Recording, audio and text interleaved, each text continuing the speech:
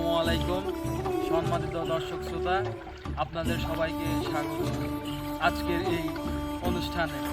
আজকের এই বাংলার মাটি ও মানুষ অনুষ্ঠানে আমরা গত পর্বে একজনকে আমন্ত্রণ জানিয়েছিলাম, মোহাম্মদ আশরাফুল ইসলাম ভাইকে। আমরা ভাইয়ের সফলতা দেখেছি, ভাইয়ের কর্মব্যস্ত জীবন দেখেছি, আবার ভাইয়ের সফলতার কথাও জেনেছি।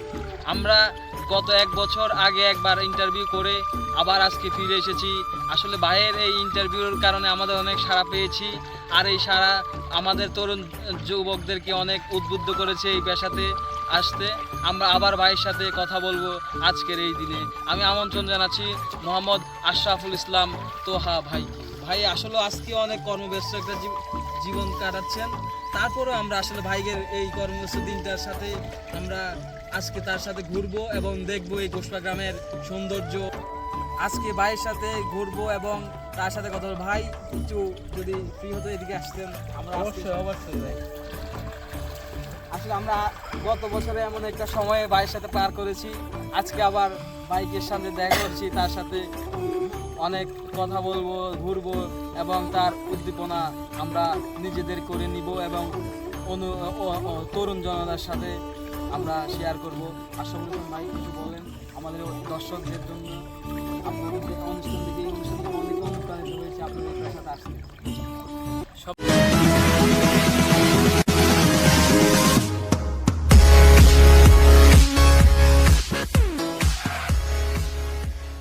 সম্মানিত দর্শক, আসসালামু আলাইকুম ওয়া রাহমাতুল্লাহি ওয়া বারাকাতুহু। আমি আছি আপনাদের সাথে আশরাফুল ইসলাম সৌরভ ভাই।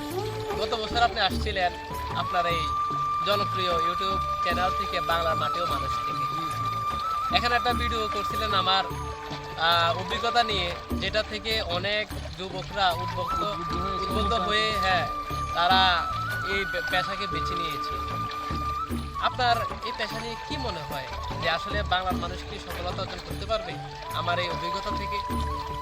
আমার আসলে মনে হয় যে আসলে আমরা আসলে যতই আধুনিক হওয়ার চেষ্টা করি, কিন্তু আমরা আসলে আধুনিক, আমরা যত সভ্য হওয়ার চেষ্টা করি, আসলে আমাদের পূর্ববর্তী জেনারেশন, আমাদের আরও 1000-2000 বছর পূর্বে তারা কৃষিকাজ করে তাদের জীবিকা নির্বাহ করেছে। অবশ্যই। এখনও আমাদের কৃষিতেই জীবিকা নির্বাহ তো করতে হচ্ছে, আমরা কোনো কৃত্রিম কিছু খেতে পারি না। সুতরাং এই গত 1000-2000 বছর আগের যে খাদ্য আমরা খাচ্ছি, এখনও খাচ্ছি। তো আমার মনে হয় যে এই পেশার সাথে থাকলে জীবনে অনেক কিছু করা যাবে, অনেক আসলে মানুষের উপকার করা যাবে সরকার। হ্যাঁ, এটাই দেখেন, আমি এর আগে একটা চাকরি করতাম, যেখানে যে বস ছিল উনি আমাকে, মানে আমি একটা দাস ছিলাম, যেখানে আমার কোনো স্বাধীনতা ছিল না, আমার কোনো ব্যক্তিত্ব ছিল না। সে যেভাবে প্রেশার দিতে এইভাবে আমি চাপাই দিত, মানে আমার জীবনে কোনো সফলতা ছিল না। কিন্তু আমি করোনার সময় এই পেশা যখন চলে আসলাম, আসলে আমি যে একটা শান্তি পাচ্ছি। দেখেন আপনি মুক্ত বাতাস, যে মুক্ত বাতাস আপনার হৃৎপিণ্ডে যত অসুখ আছে তা কিন্তু বিলীন দিতে সক্ষম, ঠিক না? পিওর অক্সিজেন আসলে এই পুরো ওয়েদারটা আসলে পাশাপাশি দেখেন, আপনি গত বছর যে ভিডিও ছাড়ছিলেন, এই ভিডিওতে সরকারি কিছু লোকেরা দেখেছিল, দেখার কারণে আমাকে এই যে ডিপ টিউবওয়েলগুলা উপহার দিয়েছে, যার কারণে আমার পুরা আশেপাশে সব কিছুতে আমি পানি ছড়িয়ে দিচ্ছি।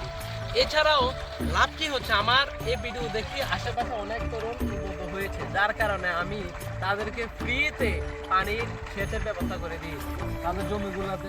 যেন তারা সকল ধরনের সাপোর্ট পায়। এছাড়াও আমার খামারে যে গরুগুলো আছে, এগুলো যে পরিমাণ দুধ দেয়, এগুলো আমি বিভিন্ন শহরে পাঠাই, যার কারণে মানুষ পুষ্টির চাহিদা মেটাতে পারে। এছাড়াও আমার আশেপাশে যে গরু মানুষগুলো আছে, তাদের পুষ্টির চাহিদা মেটানোর জন্য আমি বিভিন্ন সময় দুধ দিয়ে থাকি। আসলে আপনার এই উদ্যোগটা আসলে খুব আমাদের দেশের জন্য, আমাদের যুব সমাজের জন্য আমাদের অনেক গর্বের বিষয়। আসলে ওনার মতো একজন ভাই এই পেশার সাথে যুক্ত হয়েছে। সৌরভ ভাই, আমি তার একটা প্রমাণ দেখাতে চাই। আমার একটা ভাই আছে যে ইঞ্জিনিয়ার ছিল, সে আমার এই ভিডিও দেখে, আপনার মাধ্যমে যে ভিডিওটা ছিল, এই ভিডিওটা দেখে সে এত ইন্সপায়ার হয়েছে, সে ওই কাজ দেখে এখন সে সবার একটা উদ্যোক্তা হয়ে গেছে। আচ্ছা, আপনি কি আজকে পরিচয় করে? অবশ্যই, আমি তাকে পরিচয় করার মাধ্যমে অন্য যুবকদের মধ্যে এই ছড়িয়ে দিতে পারবি, ছড়িয়ে দিতে চাই যে কৃষি আমাদের মূল ভিত্তি। কৃষি উন্নত হলে দেশ আমাদের উন্নত হবে। আচ্ছা, আশরাফুল ইসলাম ভাই বলেছেন তার একজন ভাইয়ের সাথে পরিচয় করে দিবেন, তো আমরা এই ভাইয়ের সাথে পরিচয় হতে যাচ্ছি। সৌরভ ভাই, এই হচ্ছে আমার সেই ভাই যে আমার ওই ভিডিও দেখে ইন্সপায়ার হয়ে সে তার কর্মে ব্যস্ত জীবন ত্যাগ করে সে এই বাংলার মাটি ও মানুষ এই জীবনে চলে আসছে। আসলে আমি ভাইয়ের ভিডিও দেখে অনুপ্রাণিত হয়েছি। যেমন ধরুন, আমার পড়াশোনার পিছনে আমার অনেক বছর ব্যয় হয়েছে, তা আমি বলে বোঝাতে পারবো না। মানে আমি কি পরিমাণ স্ট্রাগল করতে হয়েছে লেখা নিয়ে, কিন্তু দিন শেষে দেখলাম আসলে আমাদের মানে পিওর কিছু নাই, আমরা পিওর কিছু পাচ্ছি না।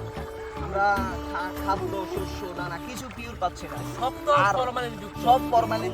আমাদের দেশে এমন কোনো ক্যাটাগরি নাই যে ফরমালিন নেই। আমাদের শরীফ ভাই, আপনি কেন আপনার পূর্ববর্তী পেশা ছেড়ে এই পেশা ছেড়ে চলে আসছেন? এখানে তো শুধু কষ্ট আর কষ্ট, এটাতে তো আপনি অনেক সুখ পাইতেন, টাকা পাইতেন, গাড়ি বাড়ি সব কিছু পেয়েছিলেন।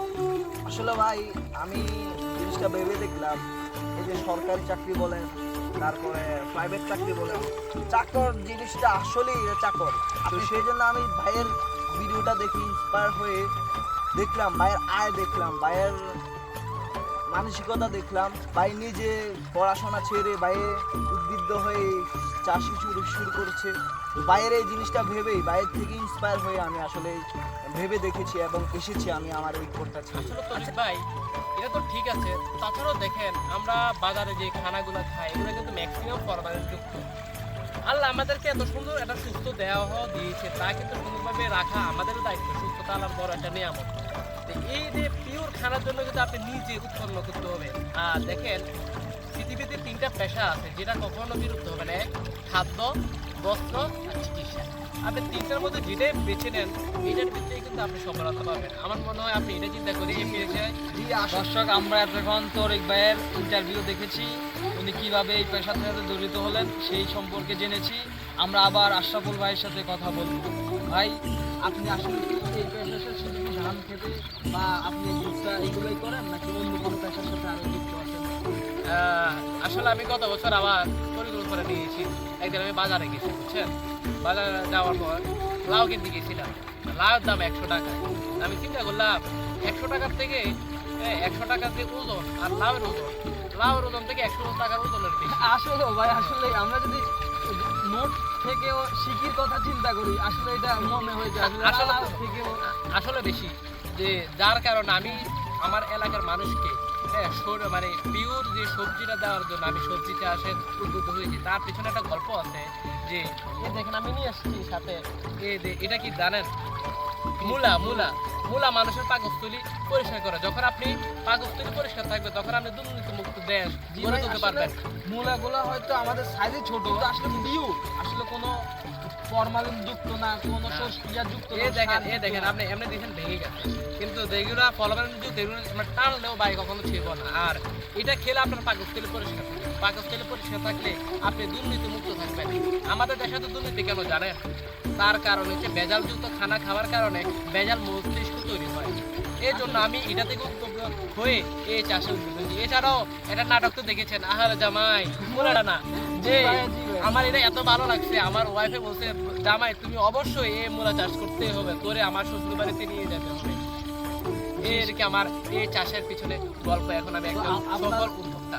যে আপনার এখন তো আল্লাহ রহমতে বউ বাচ্চা নিয়ে সুখে আছেন। আসলে ভাই, বাচ্চারা এখন পরিকল্পনা করতে পারে নাই। কেন জানেন? আমি তো এর আগে ভিডিও করছিলাম যে 4টা বইয়ের সংসার আমি চালাতে পারবো। ওইটার পাওয়ার পরে আমি যে পরিমাণে ইনবক্সে মেসেজ পাইছি, বুঝছেন, এখন তো আমার প্রতিদিন 10-15টা মেয়ের সাথে ইন্টারভিউ নেওয়া তাহলে ভাই, আমার ইন্টারভিউ নিয়ে আসলে আপনার আমি সব দিকে সফল ভাই। আমি এদিকে ব্যর্থ ছিলাম, এখন আমার অনেকগুলো বউ আছে।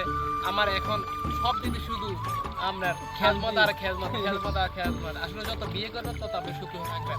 এই বই যদি আপনাকে কিছু বলে, ওই বইয়ের ঘরে থাকতে পারবেন। এটা আসলে একটা সুস্থ মানসিকতা ভাই।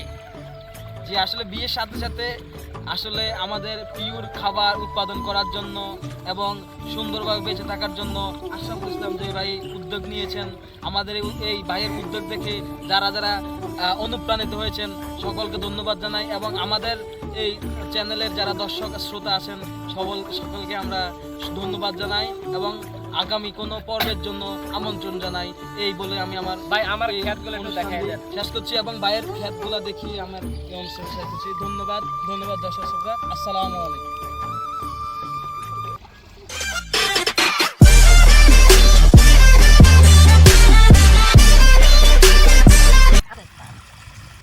আচ্ছা তরিক ভাই, আপনি যে ইনকামে ছিলেন, যে প্রফেশনে ছিলেন, ওটা তো অনেক ভালো ছিল। আপনি ওটা ছেড়ে কেন এই ক্ষেত খামারে আসলেন? এটা তো আসলে খুব কষ্টের জীবন।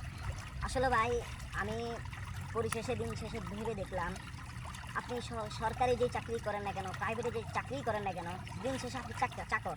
আপনি যত বড়ই আপনার চাকরির কোটা হোক না কেন, আপনি তত বড় চাকর সরকারি। অবশ্যই অবশ্যই তো সেই ক্ষেত্রে সেই দিক থেকে আমি ভেবে দেখলাম আমরা তো চাকর না।